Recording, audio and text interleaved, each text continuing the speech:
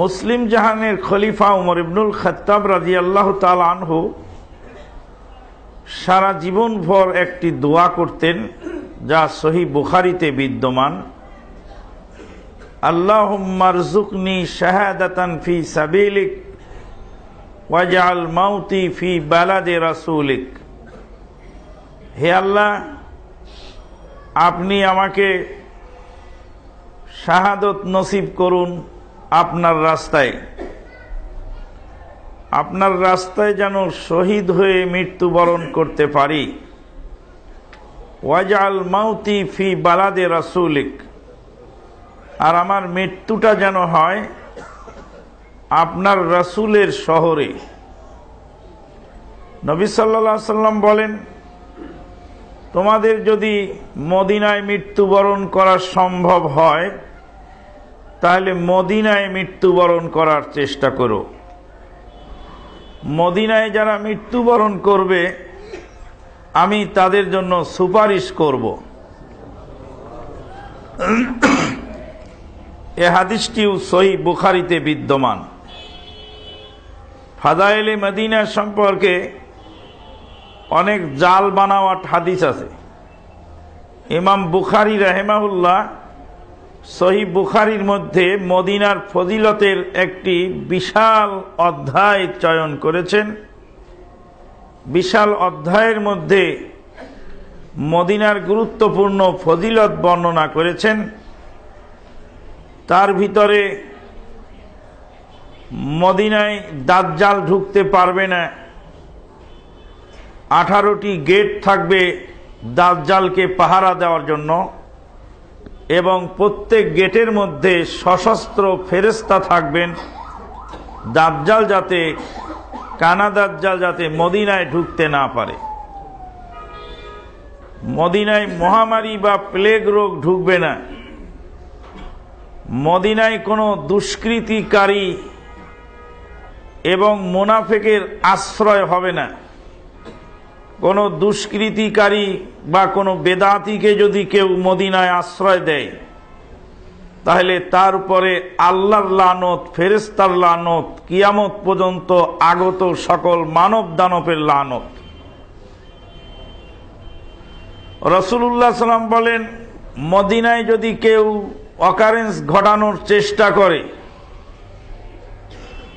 মদিনায় যদি কেউ কোনো দুর্ঘটনা ঘটায় অথবা বেদাত কার্য সম্পাদন করে, মান হাদাসা ফিহি হাদাসান, মান হাদাসা ফিহা হাদাসান। হাদাস শব্দের দুইটি অর্থ, একটা হলো বেদাত আর একটা হলো কোনো দুর্ঘটনা, কোনো আক্রমণাত্মক কর্মসূচি গ্রহণ করা। আক্রমণাত্মক কর্মসূচি অথবা কোনো বেদাত যদি মদিনায় কেউ করে, আযাবাহুল্লাহু কামা ইউযাবুল মিলহু ফিল মা। রাসূলুল্লাহ সাল্লাল্লাহু আলাইহি ওয়াসাল্লাম বলেন, আল্লাহ পাক তাকে গলিয়ে দিবেন এমন ভাবে যেমন লবণকে পানিতে গলিয়ে দেওয়া হয়। পানির মধ্যে লবণ দিলে যেমন গলে যায়, আল্লাহ পাক তাকে অস্তিত্ব থেকে বিলীন করে দিবেন। মদিনায় মৃত্যুবরণ করলে নবী সাল্লাল্লাহু আলাইহি সাল্লাম তার জন্য সুপারিশ করবেন মর্মে হাদিস শোনার পর থেকেই মুসলিম জাহানের খলিফা উমর ইবনুল খাত্তাব আজীবন এই দোয়া করতেন, আল্লাহুম্মা রযুকনি শাহাদাতান ফি সাবিলিক ওয়াজআল মাউতি ফি বালাদি রাসূলিক। হে আল্লাহ, তোমার রাস্তা আমাকে শহীদ হওয়ার শক্তি দিও, আমার মৃত্যুটা যেন শাহাদতের মৃত্যু হয়। নবী সাল্লাল্লাহু আলাইহি সাল্লাম বলেন, যার অন্তরের মধ্যে শাহাদতের তামান্না নাই তার মধ্যে মুনাফিকের চিহ্ন রয়েছে, মুনাফিকি তার ভিতরে আছে। একজন ইমানদার ব্যক্তি সব সময় শাহাদত পিয়াসী হবেন, তার মৃত্যুটা যেন শহীদি মৃত্যু হয়ে যায়। রাসূলুল্লাহ সাল্লাল্লাহু আলাইহি ওয়াসাল্লাম বলেন, আঘাতপ্রাপ্ত হয়ে চাপা খেয়ে যে মারা গেল সে শাহাদতের মর্যাদা পাবে। পানিতে ডুবে যে মারা গেল সে শাহাদতের মর্যাদা পাবে, আগুনে পুড়ে যে মারা গেল সে শাহাদতের মর্যাদা পাবে।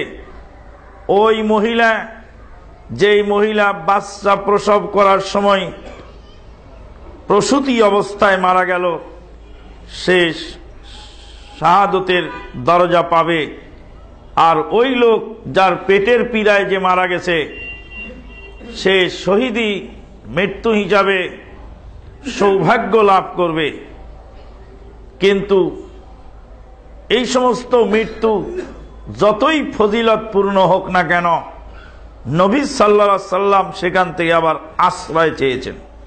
হঠাৎ করে দেওয়াল চাপা পড়ে, ঘরের তলে গাড়ির তলে চাপা পড়ে মানুষ মারা যাওয়া, হঠাৎ করে পানিতে ডুবে মারা যাওয়া, আগুনে পুড়ে মারা যাওয়া, এই সমস্ত মৃত্যু যদিও ফজিলতপূর্ণ কিন্তু এগুলি আচানক হঠাৎ মৃত্যুর মধ্যে গণ্য। আর হঠাৎ মৃত্যুবরণকারী তওবা করার নসিব হয় না। হঠাৎ মৃত্যু বরণকারী কারো কাছে মাপ চাওয়ার সুযোগ হয় না, কারো কাছে লেনদেন পরিশোধ করার সুযোগ হয় না। এই জন্য নবী সাল্লাল্লাহু আলাইহি সাল্লাম আচানক মৃত্যু থেকে আল্লাহর কাছে পানা চেয়েছেন।